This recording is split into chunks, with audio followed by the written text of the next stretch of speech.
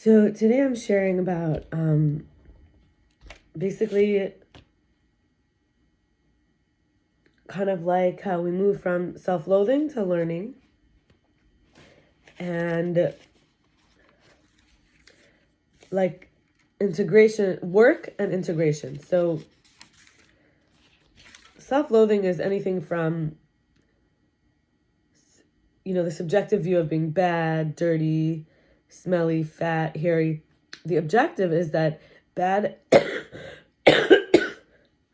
could be the word I'm using for destructive.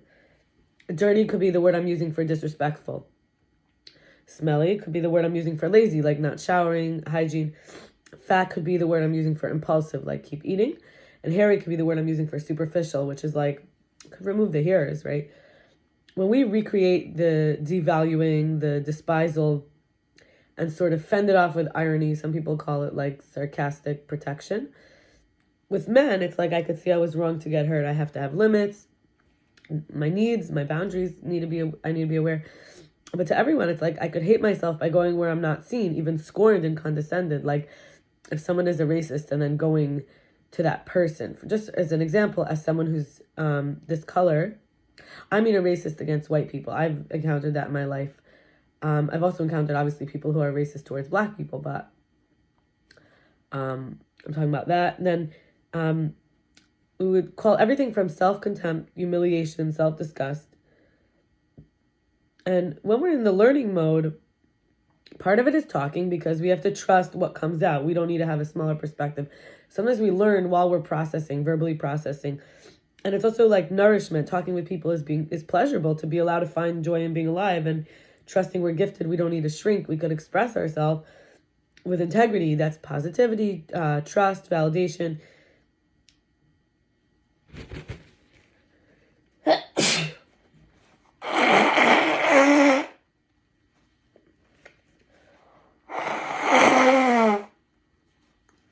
Still healing from a virus. Stuff is coming out. Not needing to deprive ourselves of talking about what we like, the fuzzy fragmentation sort of becomes clear when we remove that radio static where we feel undeserving of, how do we say this? Like just the very earth providing for us, like from resources, like regardless of whether the things we thought we loathed about ourselves, which I called bad or destructive, dirty or disrespectful, smelly or lazy, fat or impulsive, hairy or superficial. Anyway, learning is like this graveyard contemplation, kind of like use it or lose it is really like when we learn to manage, it's enough. Doubting leads to forcing. So vitality, in the graveyard, we find vitality in this place where things are being buried or dying. We could sort of see, who are we after the graveyard? We left something in the graveyard. In other words, attachments or boundaries. So I've heard it said that being a part of is attachment. Being apart from is boundaries. So when we're having thoughts, we have emotions, they amplify them. And like I said, managing is enough. In those moments, we just learn to manage the emotions. That's enough. And when we start to doubt ourselves,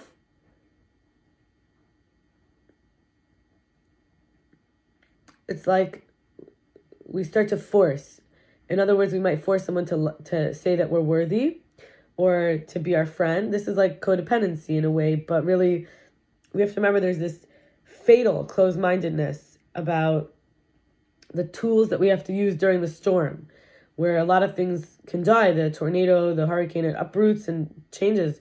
So our pride has to be often worked with. If we don't permit ourselves to be ourselves, we'll act out inevitably being unworthy.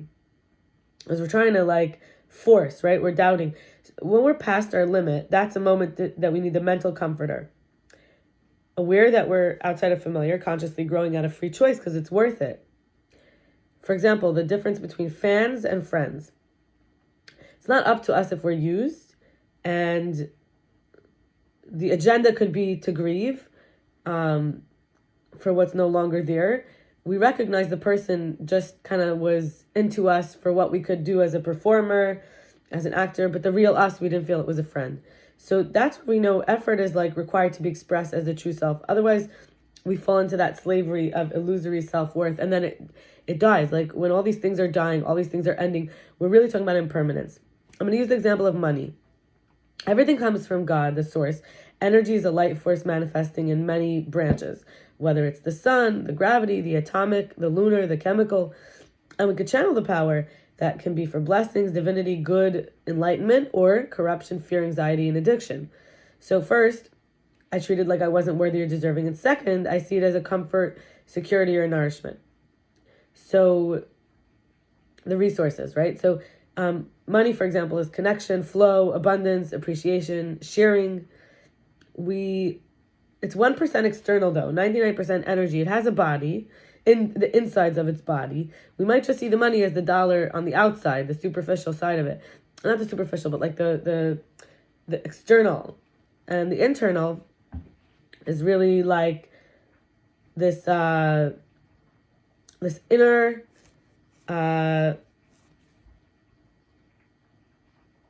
being married to ourselves, kind of like, is an inner feeling. Being married to someone, being loyal is a commitment. It's not necessarily like on the outside you post nice pictures to Instagram. So what does that mean? It means that we don't need to be so strong, like it's not actually strong, to refuse to be weakened by life, by the drama, the pain, the persecutions we might feel. We're not being present. If these things weaken us a little, in other words, being married to our real self is not to be married to other people's attention or to money or to something.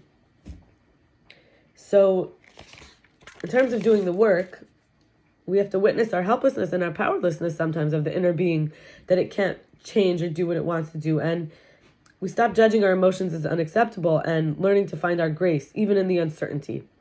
Not letting the relationship be on eggshells for the small things, because we see how much we internalize the disappointment. For most of us, it was our parents, saving their marriage, being the missing perfect piece, never good enough as we are. I wasn't the son that my father wanted, for example, but I could recognize that my own expectations are not easy, seeing them even, and telling my truth without over-explaining, because it's all part of the process. I don't have to prove, I don't have to be on trial. I don't have to surrender myself, either expecting to be rescued or relating to men as a man in a woman's body, like trying to be the other. When we recognize no healthy intimacy causes one to hurt ourselves, instead of relating into me, I see, right? The bonds made out of conflict.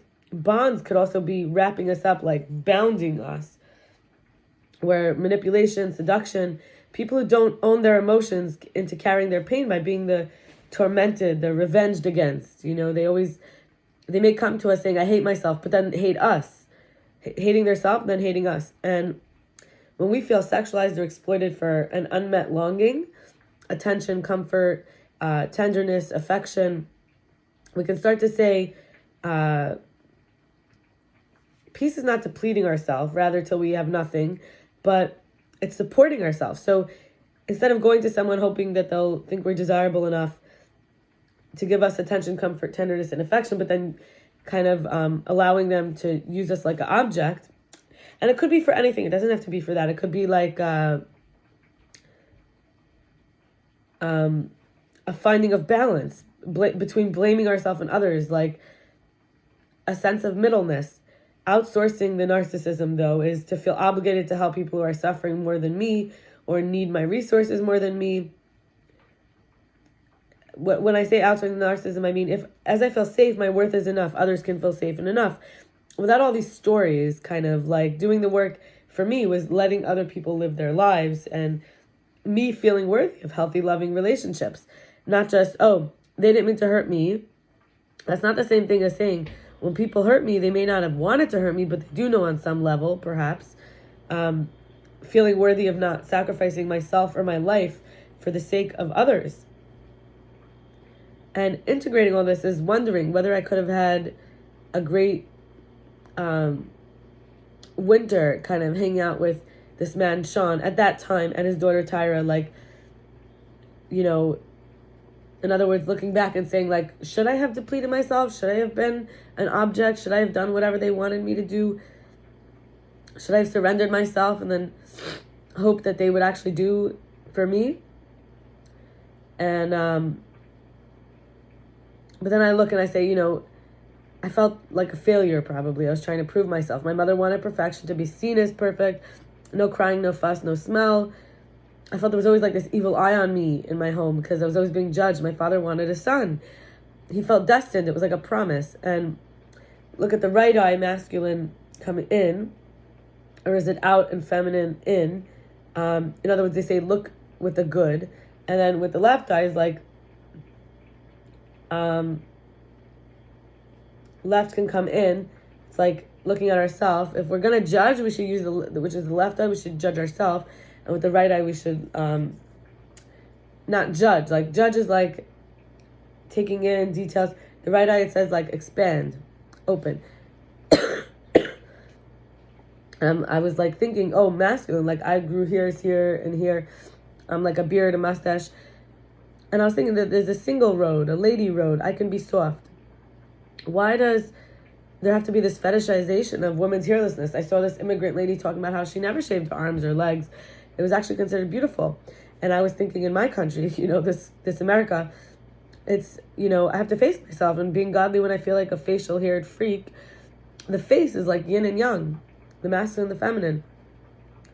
Seeing that in myself. So I recognized I was ashamed of relating to men like a man, as if I'm the grown-up version of pleasing my dad, who related to me like I'm a boy, and despised where I was helpless or weak or uncertain or shy. And he mocked me and humiliated and shunned me for it. I'd rather cry than fight back. My father bullied me. I had to be so tough. I couldn't trust anyone. He was a creepy, touchy in person, and yet treated me like I don't exist when my sisters were around, and like I'm the cast out. And these are difficult things, you know, but I'll stop here. It's getting intense, and I'll share more tomorrow on similar topics. I wish you a blessed day. Bye.